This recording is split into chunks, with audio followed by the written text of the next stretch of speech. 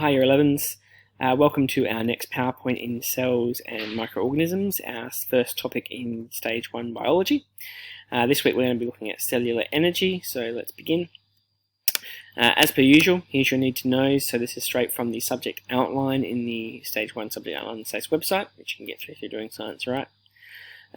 Just things from that subject outline that you should be able to do at the end of this lesson. So you should know that cells require energy. You should know that the source of energy is light from the sun for autotrophs, for most autotrophs, and chemical from heterotrophs.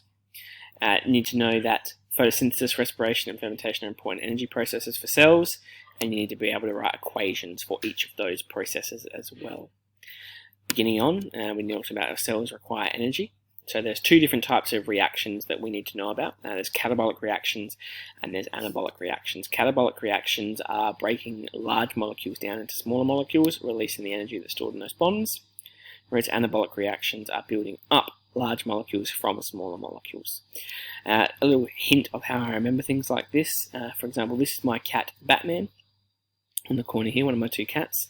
And as you can see, cats, they like to break things. So a catabolic reaction is a reaction that breaks things down. That's a little link I have in my head to help me remember the difference between the two.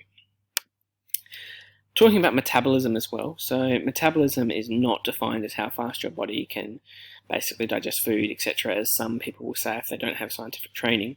Instead, metabolism can be defined as the chemical reactions that occur in all of our cells and the sum of those chemical reactions. All metabolic reactions will require change in energy levels. So catabolic reactions, like we talked about before, they're going to release energy from large compounds, and anabolic reactions are going to take in energy as they build up those large compounds. Basically, what's going to happen is that cells will capture the energy that's released in a catabolic reaction, and they'll store it for later use in an anabolic reaction. In order to store energy, we store it as something called adenosine triphosphate, ATP, and we use that to transfer energy in cells. And ATP is like the currency or energy currency of the cell. Continuing on and actually looking at ATP itself, it is recommended that you draw the ATP molecule that we have here. So you can see you've got adenosine, you've got a ribose sugar, and you've connected to three phosphate groups, adenosine triphosphate. So it's named because of those three phosphate groups. So this molecule here is actually unstable. It's very unstable and it's very reactive because this molecule only wants to have two phosphates, adenosine diphosphate. So we have to use a lot of energy to attach that third phosphate group onto this molecule to make it adenosine triphosphate.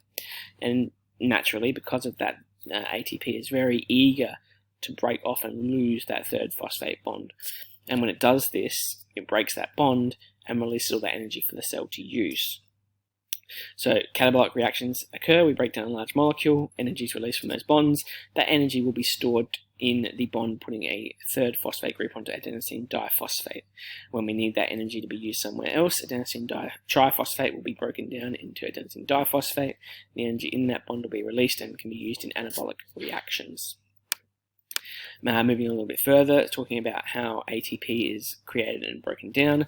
So there's a synthesis reaction, adenosine diphosphate plus a phosphate group plus energy gives us adenosine triphosphate. And the decomposition reaction or the breakdown reaction is the same, but reversed. So ATP is broken down into adenosine diphosphate plus a phosphate group and energy. And these two reactions, they're constantly occurring in our bodies. It's estimated that roughly that we consume our body mass in ATP each day just to process the ability for us to live. That's not including exercise or the activities we do in the day. Just for our bodies to live, we have to go through our mass in ATP. It's always going to be, so ATP will be synthesized during important cellular processes like respiration and fermentation that we're going to look a little bit further into in this PowerPoint. So moving on just a little bit more, talking about where energy comes from in general. So clearly from our bodies, we're not losing energy, we're just storing it in different forms and we're transforming it where it needed to be. And the truth is, energy itself, it's a long chain of where it comes from, but it breaks down to the source of all our energy comes from the sun. The sun's rays hit down on plants. Plants capture 1% of those rays and they turn it into chemical energy. So they're turning light energy into chemical energy and they store that within their bodies. That's done through photosynthesis. Now, when an organism eats that plant, they take 10% of the energy in that plant into their bodies, approximately, and that energy moves along. And each time an organism eats another one, it takes 10% of that. So it's a chain that it's getting smaller each time, and each organism has to eat slightly more. But basically what we're saying is all energy that originally comes from the sun that's captured in photosynthetic organisms and then eaten by consumers. We will then classify our organisms based on how they acquire food. So we start with autotrophs, and the name says exactly what they do. So autotrophs, auto, automatic, trophs, feeding. Autotrophs are organisms that are going to feed off, basically they're going to make their own food, is what we're saying there. So they'll use photosynthesis or chemosynthesis, and they'll build large molecules from smaller molecules. Plants that are found on land will photosynthesize, and they'll create glucose from carbon dioxide. Whereas plants that are deep underneath the ground and the sunlight can't get to them, they'll use carbon dioxide and water and the chemicals around them in order to produce energy or food, basically. So basically, we're using glucose, creating glucose from carbon dioxide and water, either in the presence of sunlight or in the presence of chemicals.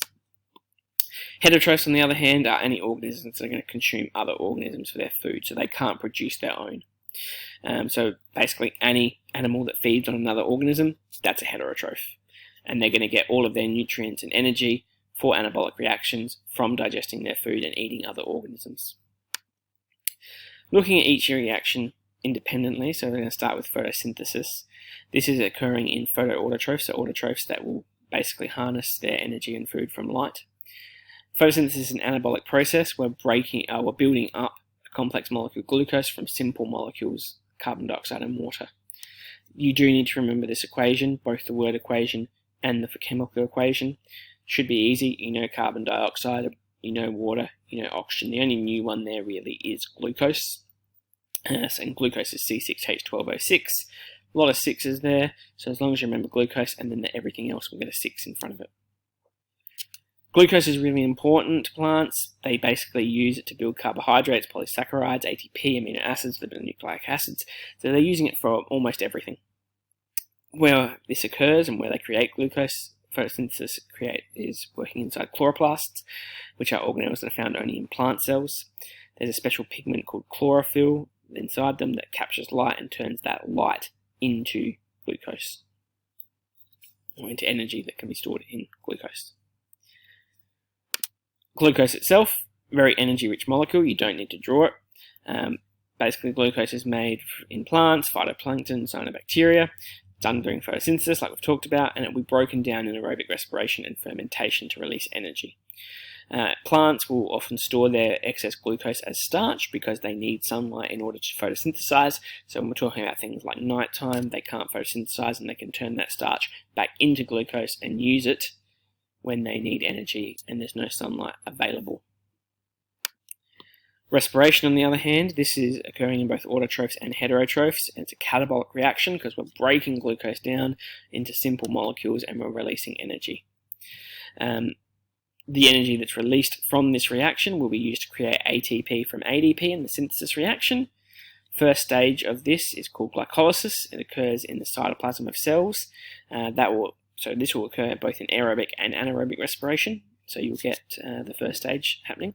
It doesn't produce much energy, whereas the last stages, citric acid cycle and the electron transport chain, they occur in the mitochondria, and that's only going to happen in aerobic respiration. Anaerobic respiration will not go through this last step. So things like fermentation will not go through this last step. Talking about fermentation, this is the process where we create ATP without the presence of oxygen. It's called anaerobic respiration. There's 2 different types. You need to be able to know the formulas for both. So in cells that are considered like yeast and plants, you'll get ethanol or alcohol fermentation, in which glucose is broken down into carbon dioxide and ethanol. And please note there's no oxygen there because it's the absence of oxygen. So glucose to carbon dioxide and ethanol. Lactic acid fermentation, on the other hand, happens in animals, and you probably notice lactic acid fermentation happening in your body when you're exercising really fast and you can't get enough oxygen to your muscles. And what happens is glucose is broken down into lactic acid. Lactic acid builds up and it causes pain, and that's why when you're exercising vigorously you feel that pain in your muscles, because they're burning or basically breaking down glucose in the lack of oxygen and creating lactic acid, which creates pain. There is a lot more ATP synthesized in aerobic respiration, so the equation over here then is created in these two equations here. It's roughly 2 to 4 molecules of ATP created in fermentation, whereas we're looking at 36 molecules of ATP roughly in aerobic respiration. The need to remove waste. So this isn't just about energy, we also need to talk about that waste is removed from cells in these processes, and we'll talk about this a little bit more next week. But photosynthesis, aerobic respiration, fermentation, they all produce waste products, and we can't keep those waste products because if they build up they can be toxic or do damage to our bodies. So for example, carbon dioxide is built up in aerobic respiration and alcohol fermentation. If left in our bodies and not removed, it dissolves in water and creates an acid and lowers the pH inside a cell, which can denature enzymes and prevent them from working. Lactic acid can build up in lactic acid fermentation. It will lower the pH in liquid cytoplasm in the blood. Again, could potentially denature enzymes, prevent the body from working properly. Ethanol is a waste product in alcohol fermentation, and it will turn acetaldehyde into, well, basically it will turn into acetaldehyde, and it will stop protein function. Urea, we get that in the breakdown of proteins, and it can damage kidneys in animals, including us. And water is actually a waste product too, which is built up in aerobic respiration. If there's too much water in our body, it will make our cells swell up, and that could potentially burst, changing the osmotic potential, changing blood pressure, causing damage to our kidneys. Bit of a smaller PowerPoint this week. That's everything we need to talk about. See you in class.